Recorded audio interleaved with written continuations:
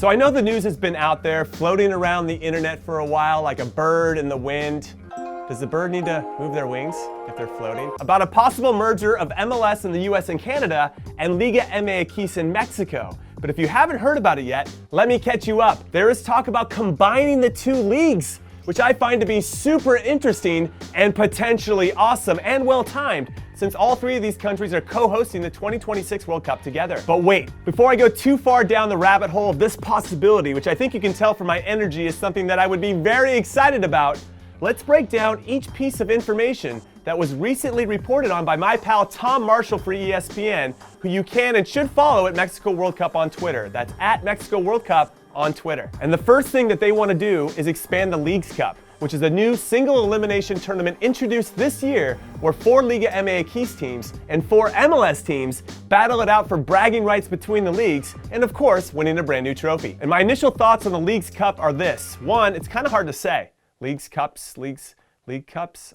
I don't know. And 2, they've tried this before. It was called the Superliga, which was played from 2007 to 2010, and it involved the 4 best MLS teams that did not qualify for the CONCACAF Champions League and the 4 Mexican clubs that were the champions of the last 4 half seasons, since, if you're unaware, Mexico splits up their full season into 2 halves, the Apertura, which happens pretty much in the spring, and the Clausura, which happens pretty much in the fall. There is a little bit of the back end of the summer and into the beginning of winter, but whatever. Both seasons are 17 games long with mini playoffs at the end, and we could get more into what their system looks like, but that's not what this video is about. So anyway, in some ways, this Superliga competition acted as our Europa League, and I loved it when I played in it because I always thought I got better when I played against the Mexican teams. They were strong and they were smart and they were so technically sound. It was a challenge that I really looked forward to. Plus, we already have a natural rivalry with them, both on the field and off, for a lot of different reasons, which added to the stakes because MLS versus Liga MX games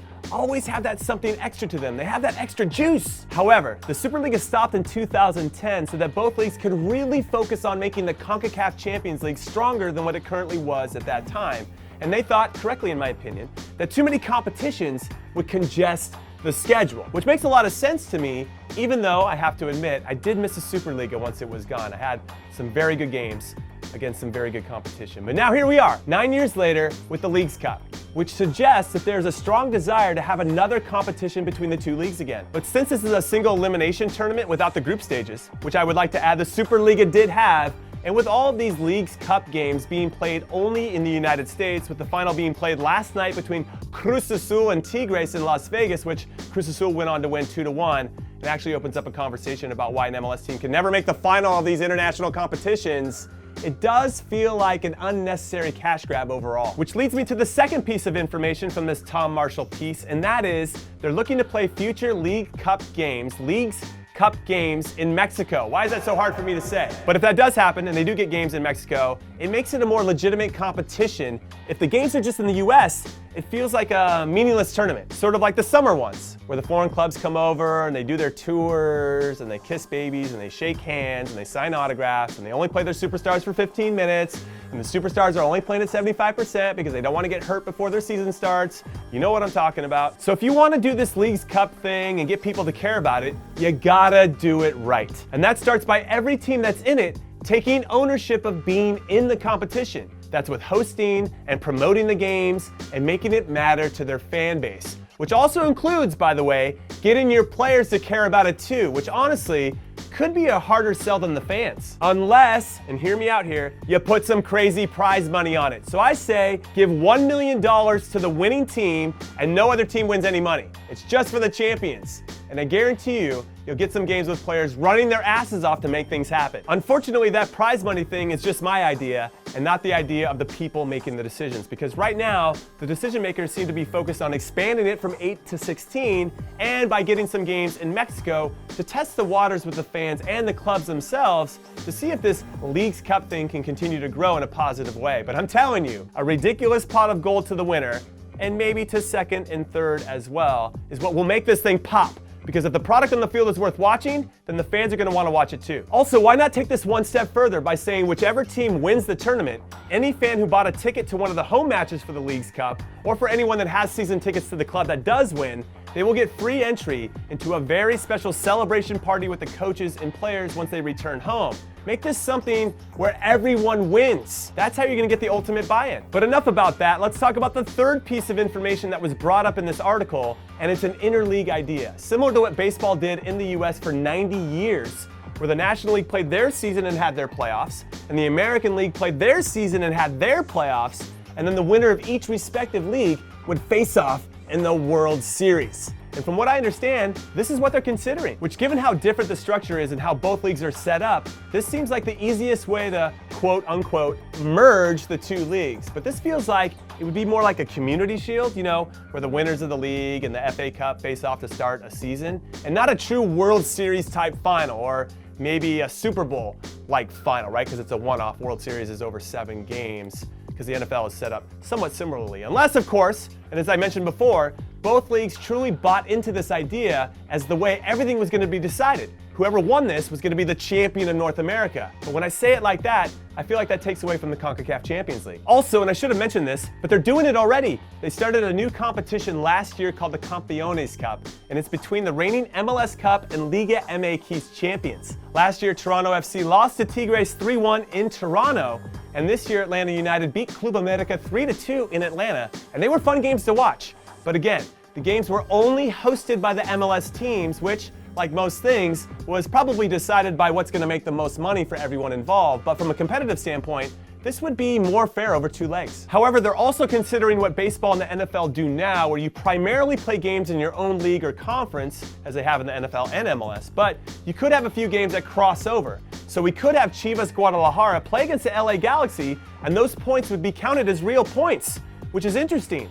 But if you already have the CONCACAF Champions League or the Leagues Cup or both, why add in this part too? Also, this move feels like we're dipping our toe into the water to see if it's gonna work. I wonder if it's hot or cold, or I'm a little bit nervous. That, let's jump in with both feet and make it happen. I want full immersion between the two leagues. I want promotion relegation between, at the very least, the 2 top divisions that would now be created between the combined 43 teams that exist in both leagues. And then the top league can be called Major International League of Football, or MILF.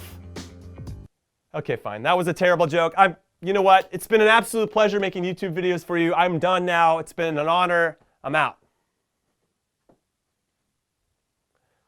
Or I'm not. And the second division can be called the Major Liga Football Championship. I don't know. We can figure out this part later. And are you still with me here? I want a single table, no more conferences, no more playoffs. The winner after 38 games is the champion. The top 2 teams qualify for the Copa Libertadores, which is one of my favorite competitions in the whole entire world. Then the next 8 will qualify for the CONCACAF Champions League, and you scrap the Leagues Cup and the Campeones Cup because you have to stay true to your domestic cup competitions, because the magic of the US Open Cup and Copa MX are way too special, and you need to dedicate some time in your schedule to making those work. And speaking of the schedule, maybe this would be the time to consider aligning with the FIFA calendar and doing something similar to the Bundesliga, where the league could take a winter break to avoid the cold weather in the coldest parts of North America, while also scheduling around it. Like, for example, instead of having Toronto FC host games in February, which sounds absolutely miserable, the schedule could have them traveling to Mexico, which I'm sure they would love, or other warmer locations in the US during these first few weeks after the winter break, which is a very specific way of me saying that there are creative ways of getting around all of these issues if the moneymakers, decision makers, want it to happen. And for me, this is a no-brainer for MLS in almost every single way. The interest in the league would go way up, which drives up the value of each club, which make the owners happy, of course. The TV contracts would definitely be better, and I say this with complete confidence, given that Liga MX TV ratings in the US right now are significantly better than MLS for sure, but even significantly better than the viewership for the Premier League. So the market is there. They just have to make these MLS versus Liga MX games matter, and a combined league would help them achieve that. Could you imagine Club America having to travel to San Jose to play the Earthquakes for a chance to win the league? The tension of that game would be unbelievable, and people would want to watch and would want to be there. This is what we need. And then think of the trickle-down effect. Promotion relegation would force teams to be better, which would also force the infrastructure underneath MLS to get more aligned and everyone working together for the greater good. So that's what I hope would happen in my heart. Also, MLS youth academies would compete against Liga MX academies, which actually is something that is happening now. And that's going to help us create better players. So I'm glad that's actually being put in practice. And overall, it would make the league more relevant on a global scale. So I don't see how this is bad for MLS in any way, except it would most likely force them to change their single entity structure and their salary cap rules and evolve, which I think is a good thing, but they may think otherwise. As for Liga MX, the immediate positives that jump to mind are having a more meaningful relationship with their fans in the US by playing in meaningful games in front of them, which theoretically should help them build their brands as becoming even bigger in one of the biggest markets in the world.